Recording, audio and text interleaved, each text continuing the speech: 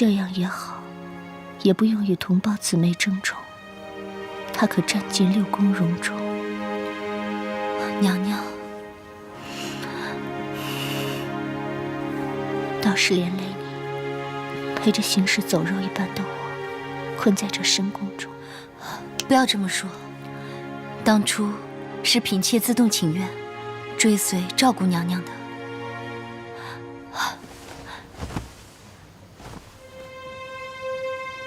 娘娘，嫔妾有几句话，不知当不当讲。这位聂美人来头不简单，也对玉嫔娘娘颇有好感，可惜她还没弑君，便被画上了要送给九辽王的屏风，想必早晚要被送往藩邦。我听闻聂无双从才女封为美人，且班王翠华轩都是云妃娘娘的主意，但嫔妾看来，这只是虚情假意罢了。云妃，她定是想聂无双很快就要离宫，便做这顺水人情。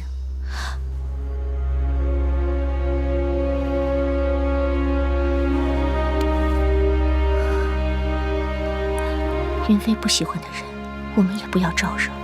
况且太后不让我与任何人来往，我不想连累到这聂美人。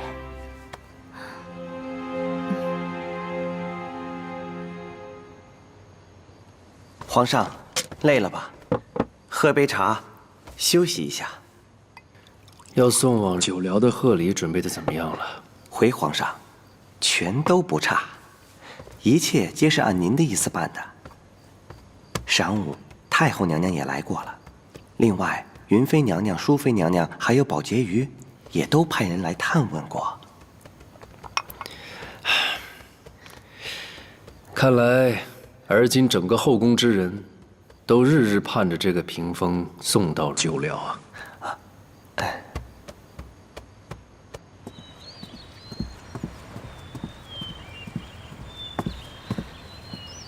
哥，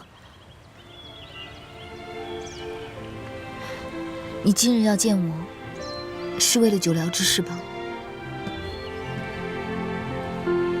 那九辽是个什么样的地方？从小爹就经常讲起，如今的九辽王是怎样的人，你也不会不清楚。这些我都知晓。知晓为何要把自己的一切置于如此危险的境地？这虽是险路，可也是一条捷径。自从我入宫以来，蓝王一直对我忽冷忽热，我觉着他定是对我们兄妹俩还有所保留。如若屏风之事可得皇上的信任和肯定，大哥以后在宫中的路也会平坦些。我做这些，也就知道了。不值得。姐姐，大哥不需要你再做任何牺牲，大哥只期盼你能在这后宫里安稳的生活。安稳。哥，你还记得我小时候溺水的事情吗？当然记得。那之后，你经常做梦说胡话。也许这一切都是真的呢。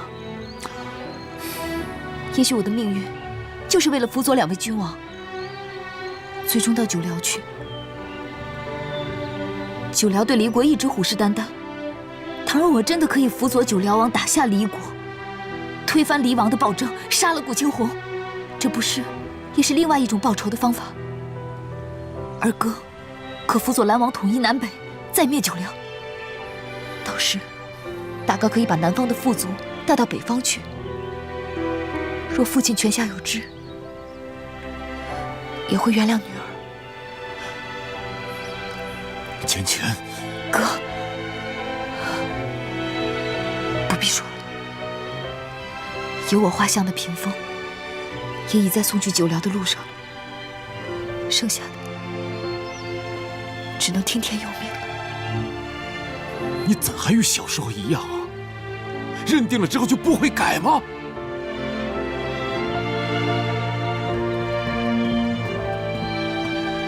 姐姐，刚刚有人来通报，皇上正赶往御花园的路上，好似要见姐姐。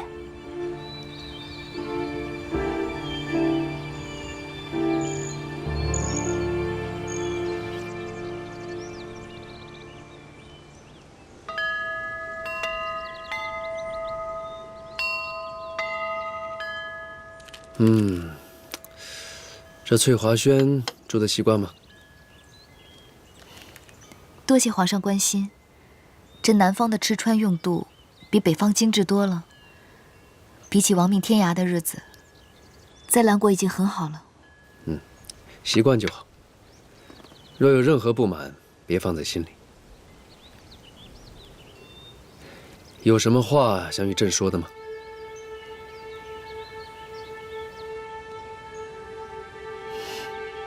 无双一切听皇上安排。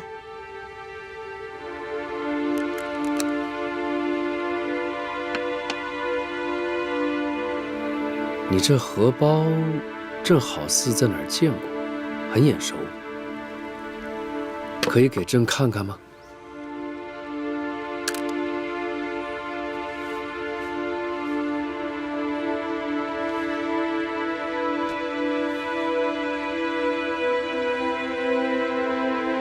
他一向喜欢蔷薇的。玉嫔她过得还好吗？皇上，云妃娘娘到了。见过云妃娘娘。皇上，臣妾在来仪宫陪皇后娘娘艾灸，没注意到时辰。你看，不小心还被艾条烫伤了。早知你在这儿家人有约，臣妾就不急急忙忙的来了。云妃娘娘误会了。不过，皇上开心，臣妾就开心。聂美人啊，要不你先退下吧，这里有云妃陪我就好。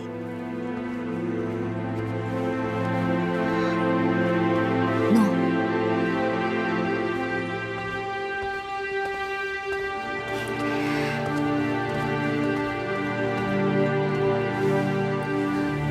皇上曾说过，君案之策只留臣妾一人位置。臣妾替你下吧。你有多久没见过你姐姐玉嫔了？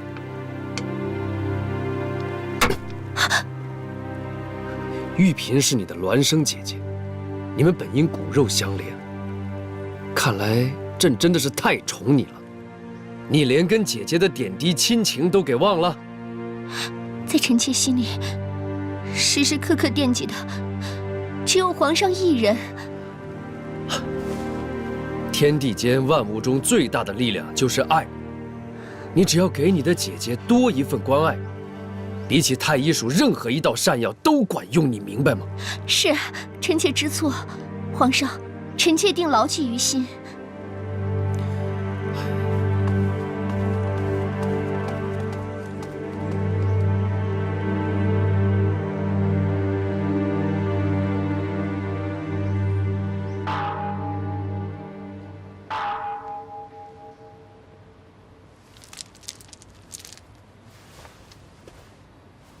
小的给太后请安。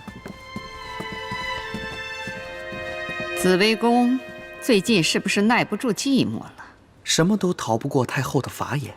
昨日紫微宫确实来了位生人。谁这么大胆子？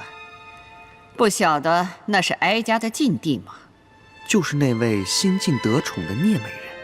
她怎的会遇上玉嫔？说是在花园偶遇。他们说了些什么？玉嫔全都在打哑语，而且雅美人不让小的进入内室，远远的听不真切，好似都是些平常的寒暄。真的？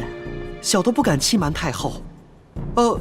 对了，临走时，玉嫔好似在聂美人手心写了什么。你回去，把紫微宫给我盯紧点儿。诺。太后，送往久辽的屏风已经在路上了。他聂美人就是再恃宠而骄，在兰宫里待不了几日了。太后的事情他没胆子碰。哀家从来不相信巧合。瑞王将聂无双带进宫中，难道就是为了调查当年季柔桑的事？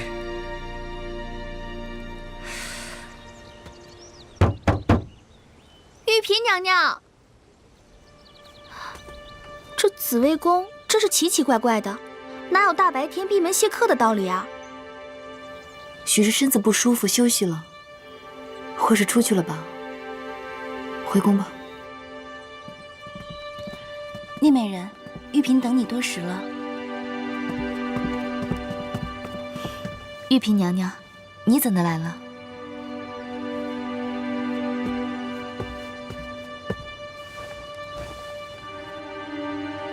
雅美人今日怎的没陪你一起来啊？这个宫女，上次我去紫薇宫的时候，好似没有见过。奴婢是在紫薇宫的，昨日恰好调去了佛香阁洒扫。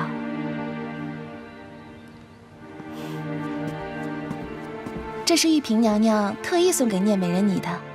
上次的荷包太过简陋，这枚玉琚是周代皇室之物，极其珍贵，玉嫔娘娘连雅美人都没舍得给呢。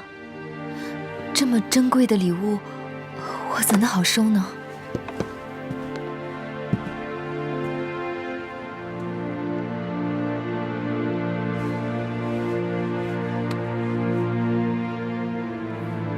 物轻情意重，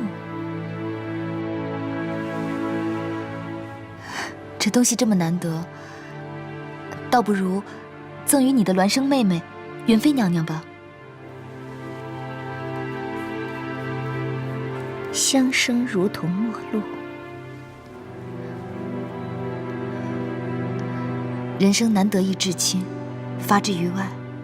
玉嫔姐姐，倒不如与云妃娘娘好好的谈一谈。外人知晓的越多，你们和解的机会就会越少。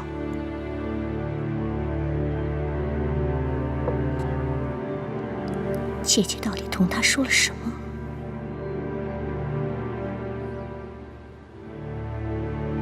你看，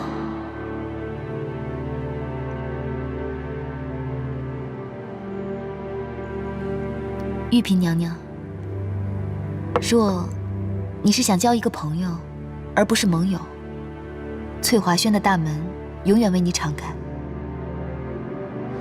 这天色也不早了，你也该回去歇息了。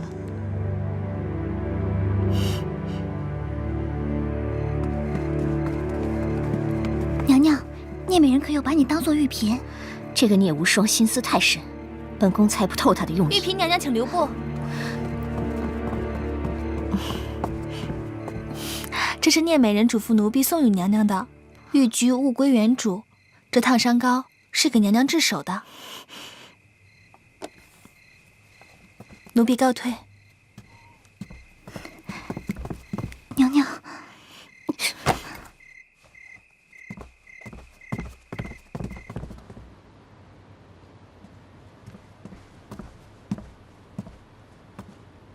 紫薇宫那位也不是那么寒酸嘛，泛泛之交也可以拿出那么好的玉琚打点，看来人家也不是很稀罕姐姐这盒胭脂。眼睛看到的未必是真的。聂美人在吗？林冕替皇上来给聂美人送礼了。林公公，还劳烦你亲自跑一趟。皇上忧心美人到了新的地方，夜里睡不安枕，但公务缠身又不便过来。这不，残沙甜心的枕头，安神静绪的好药材，尽数挑了好的，让小的给你送过来。要是皇上能亲自来，那就更好了。方才听夏兰姑娘说，什么胭脂？是新贡的鹅黄芡粉不合心意吗？林公公，你听错了，不是不合心意，是太合心意了。这么好的珍品，姐姐就想借花献佛，送与玉嫔娘娘。是紫薇宫的玉嫔娘娘吗？是，原来她是云妃娘娘的姐姐。请聂美人恕我直言，您还是不要与玉嫔娘娘走得太近才好。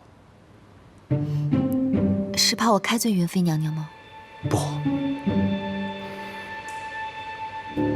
是太后。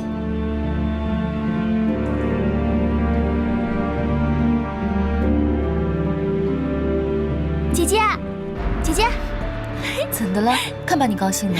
九辽王看不到姐姐了。他们说，送往九辽的礼车在途中被烧了个精光。谁烧的？我想应该是想让姐姐留下来的人吧。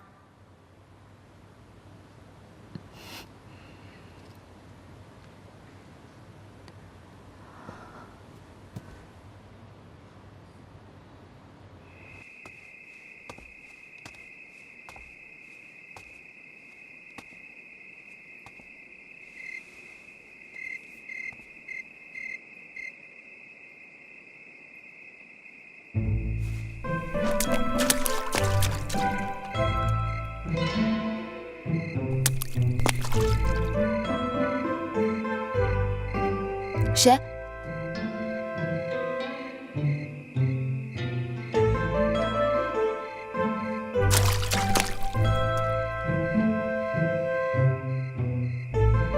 又想捉弄人家的话，就到别处吧，我可没心情陪你玩。你经常被人捉弄吗？告诉朕吧。无双见过皇上。千万不要这么大动作。朕是看到今夜月色撩人，才偷偷溜出来的，不要告知他人。你呢？我也是。哎，对了，你还没告诉朕，谁经常捉弄你啊？我说的是夏兰，我还以为是他在捉弄我。来，坐吧。没关系，坐，这里又不是龙椅。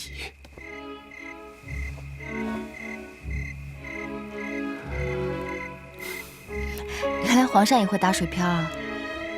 我还以为这是小男孩玩的游戏呢。其实这些都是武帝教我的。小时候啊，他才是最顽皮的。所有母后不喜欢的小玩意儿，全都是他教朕的，真是把母后气死了。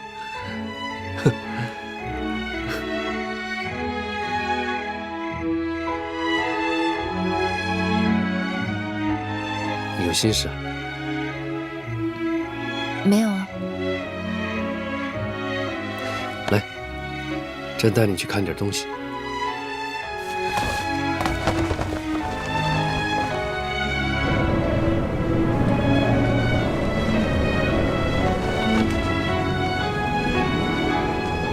这是什么呀？这个是我从异域高人那边学回来的。这东西是用异域的天蚕丝炼制而成的，加上用以轻功，御风而行，可以久久不落。害怕吗？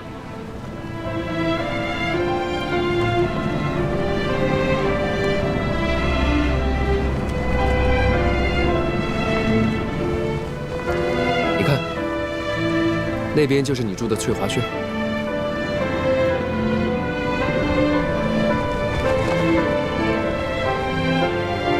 皇宫是人间灯火最灿烂的地方，是这世上最奢华的牢笼。皇上何尝不是困在这个笼中？他定也是很孤独的吧？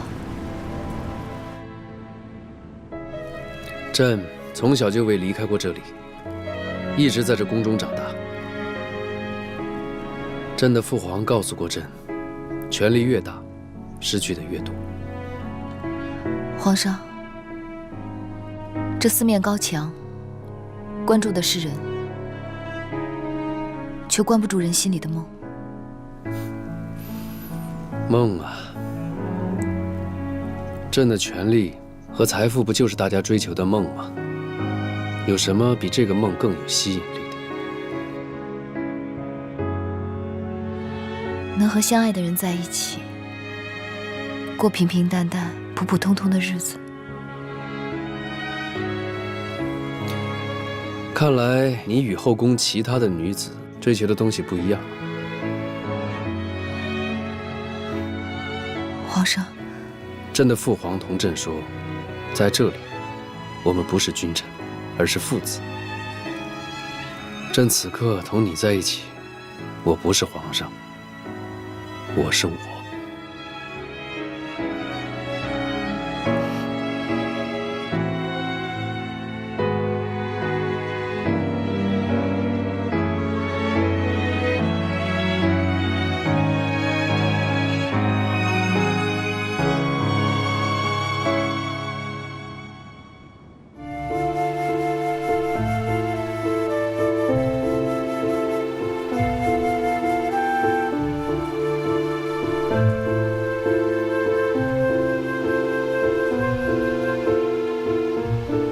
凤卿，记住娘说过的话，我们不属于这里。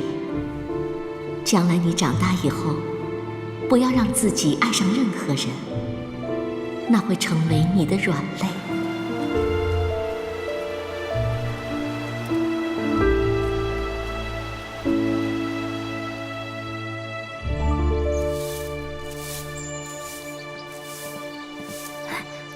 姐姐，你回来了。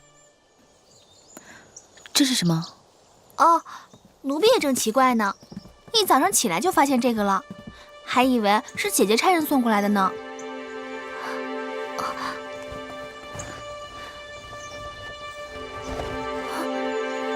这屏风不是被烧了吗？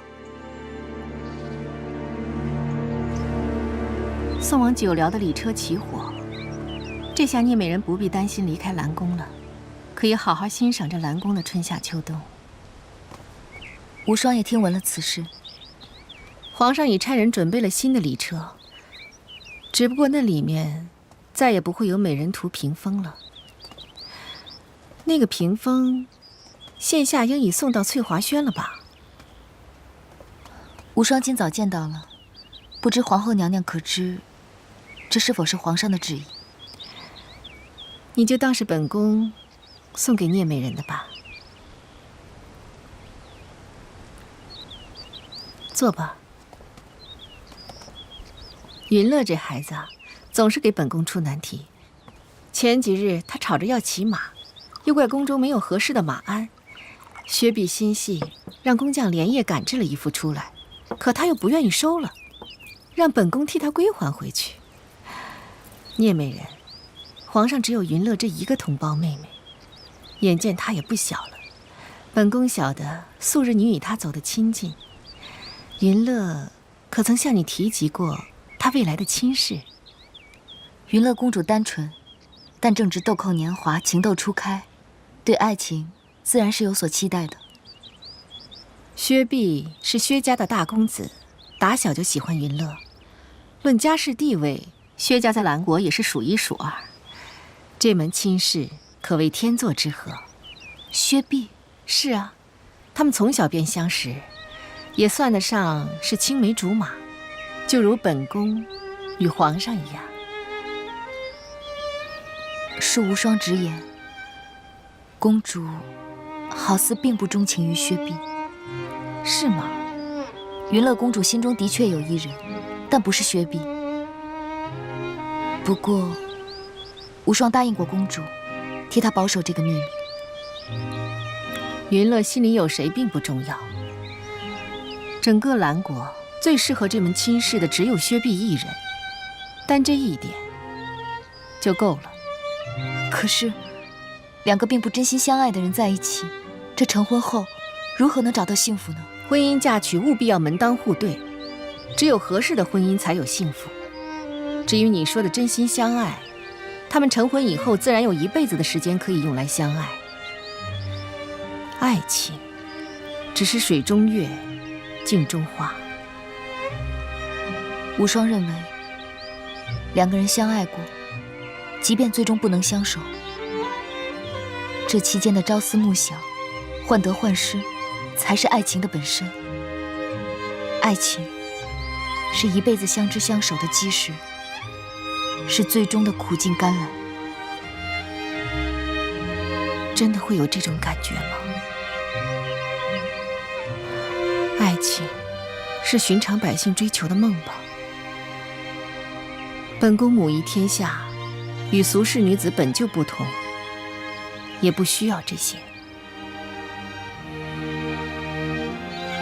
当然，皇上更不需要。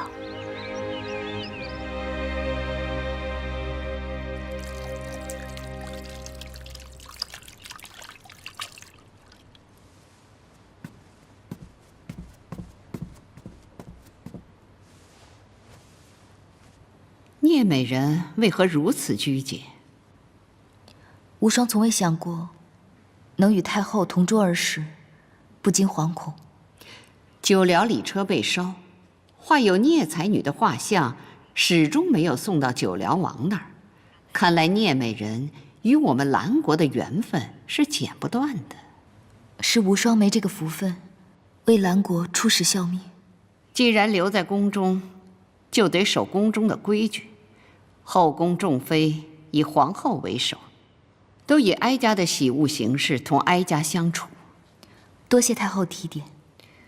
好，先陪哀家用膳吧。诺。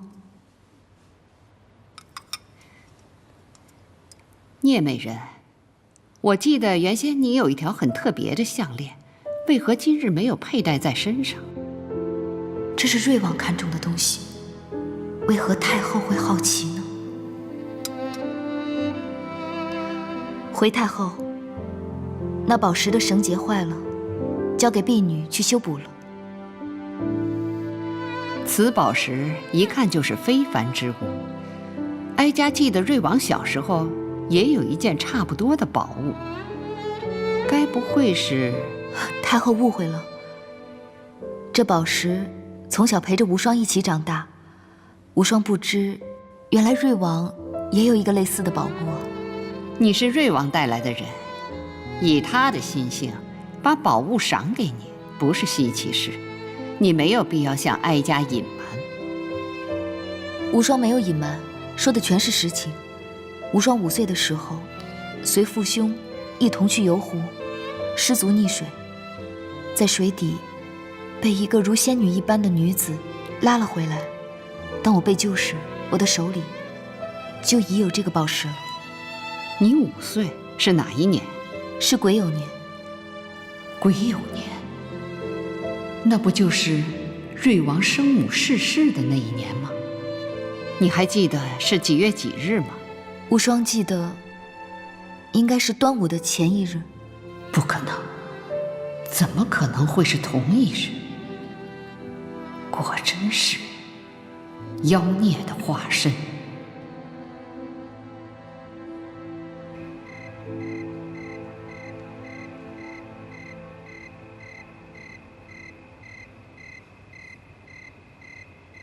皎皎明月，你有这么多副面孔，到底哪一副才是真实的呢？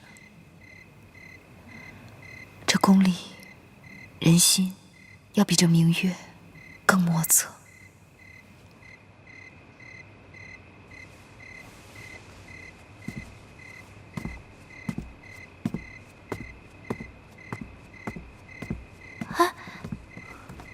美人这么晚了，是要出去吗？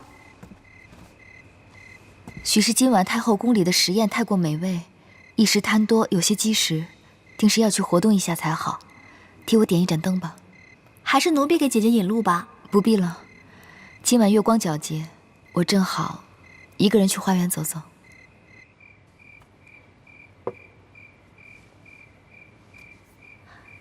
昨日你无双来后，我就一直心绪不宁。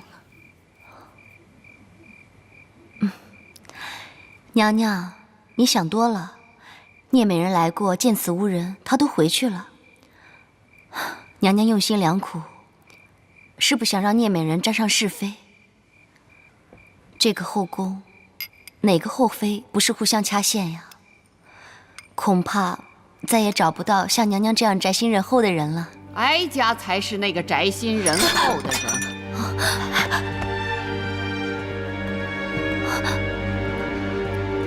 太后，玉嫔今日身子确实不舒服，有什么事情明日再说吧。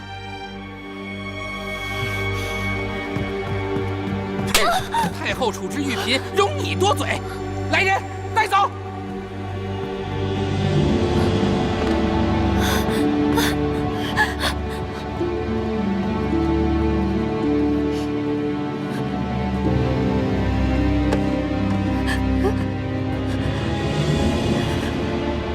当初哀家就不该留你这条命苟活在宫中。知晓这世上什么才不会泄露秘密吗？不是哑巴，是死人。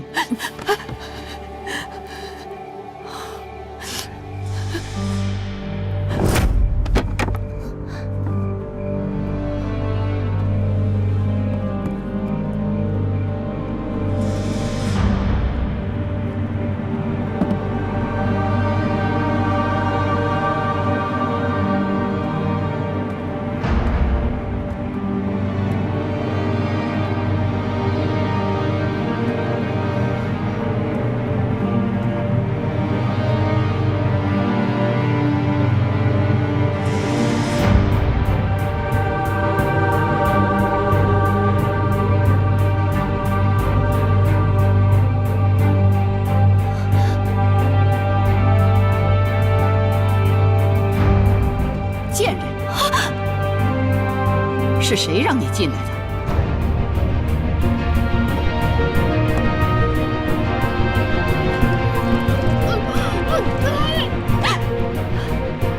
贱人，你到底看到了什么？我。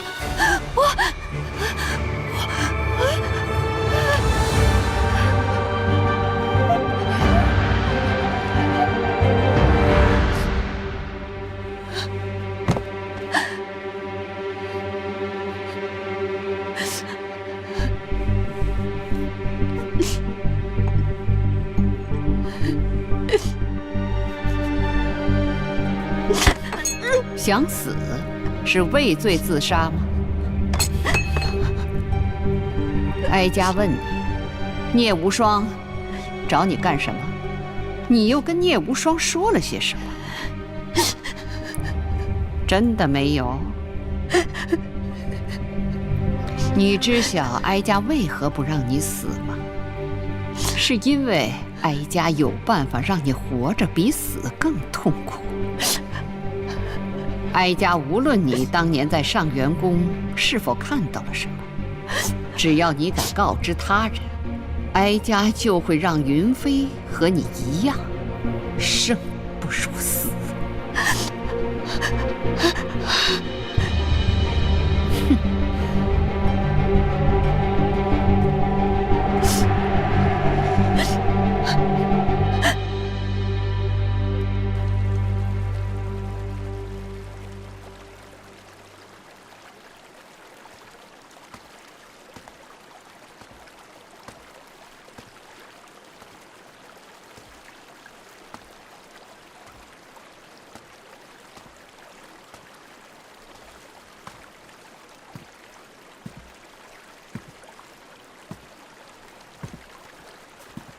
恭喜你啊，不用被送去酒寮了。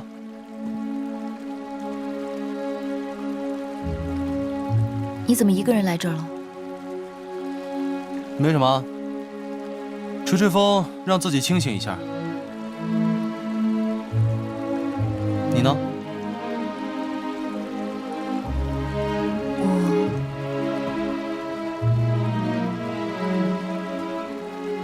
我有些害怕。怕什么？你身上披着的可是天子的衣裳。这宫里有人想伤害你吗？很多，从小到大就不缺，但本王不需要人保护。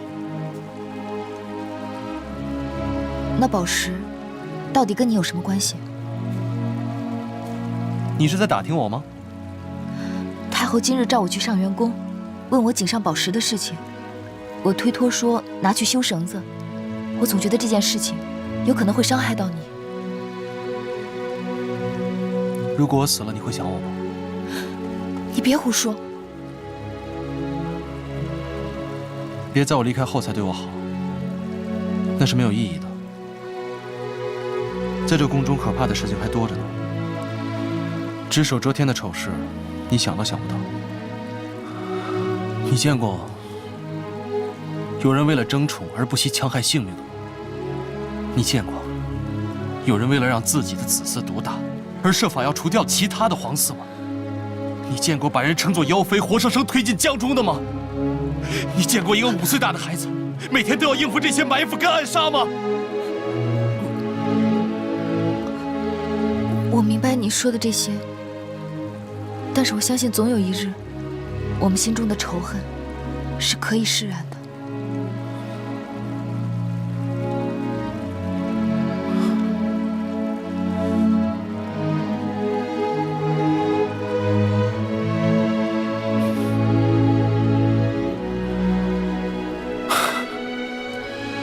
你的仇报得了？杀掉顾庆红和高阳，都是我们大兰做得到的。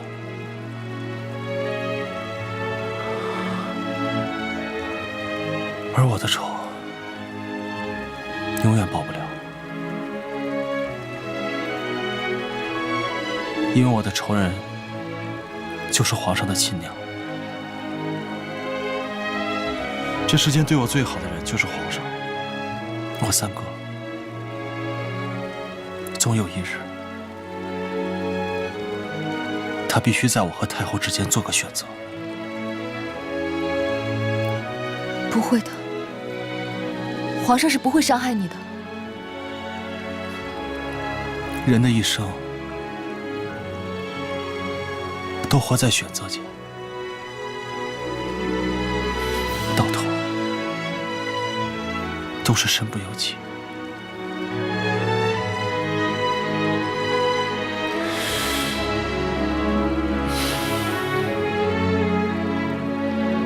你早点休息吧。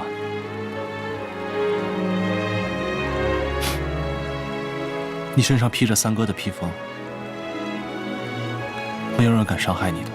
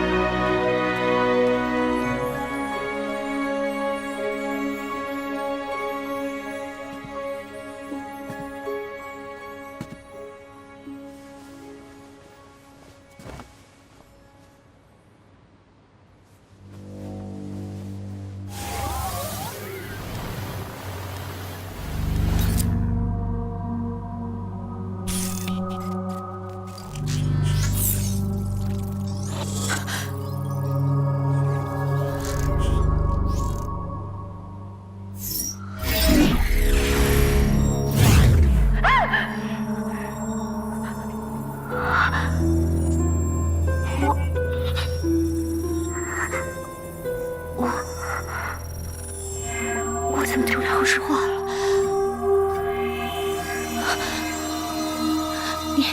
你是谁？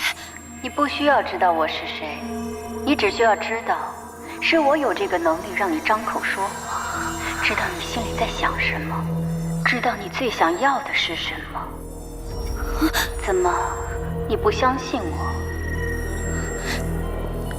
你到底想干什么？我是来帮你的。这个世间，只有我才知道你心里的委屈，只有我才能让你重新捡回你曾经失去的一切，也是你心目中最渴望的一切。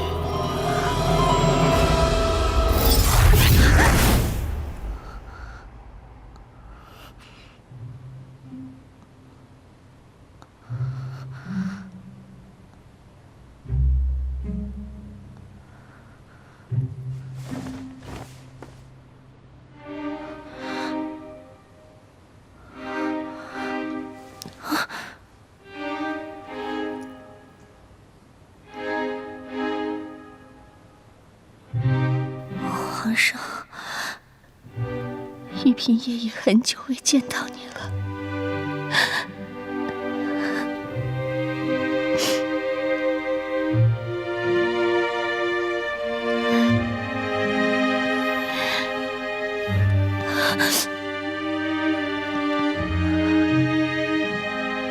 你怎么不睡啊？